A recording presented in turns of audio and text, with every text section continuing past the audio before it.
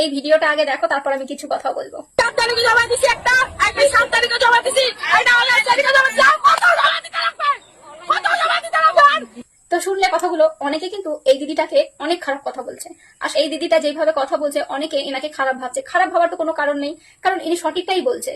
ইনি যে অন্নপূর্ণা পাওয়ার যোগ্য, ইনার সেই কথাবার্তা দেখলেই বোঝা যায়। তো ব্যাপার হচ্ছে, উনি স্লিপলেস ড্রেস পরে এসে ওইভাবে কথা বলছে কেন? ড্রেসটা একান্তই তার ব্যক্তিগত ব্যাপার, সে কি করবে না করবে।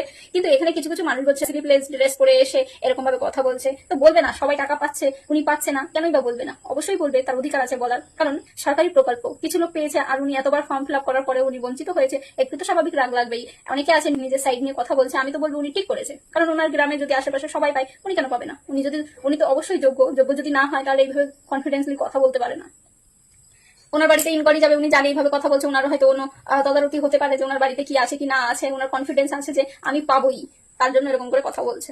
আসলে ইনি তো পাওয়ার যোগ্যই, ঠিক করেছে এইভাবে কথা বলেছে। আমার তো বেশ ভালো লেগেছে। কিছু কিছু লোক আছে যাদের সামনে এরকম ভাবে কথা না বললে মেয়েদেরকে পুরো দাগিয়ে রাখে।